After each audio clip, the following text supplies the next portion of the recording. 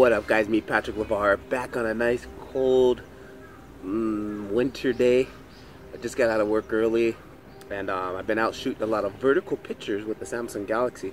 But today I got my Zhiyun Crane with me and the Canon EOS. I'm gonna take them out and just do some practice. I'm like in some park, you know, nothing is epic or cinematic about this park. Everything is kind of dead and, you know, the season basically. So I'm gonna try to make the best out of something that's not really there, just to, you know, to give you examples of, a lot of times people are like, hey, I want to film stuff but I don't have cool locations or something.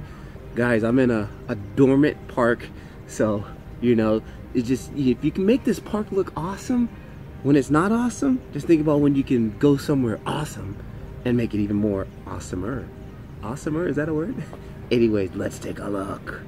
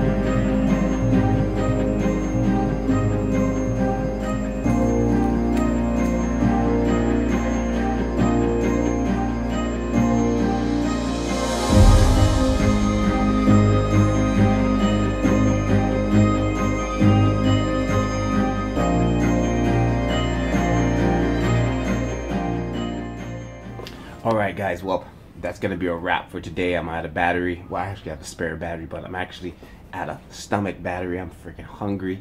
But I just wanted to show you what you can do. You know, I'm using the Crane here, but you can use the Zhiyun Smooth Q to do this. And technically, you don't even need any of this to do this. If you got a camera, just get out there and go handheld. Practice being smooth, but you can just see some of the motions that I'm getting to get some of these shots, and you can kind of mimic them.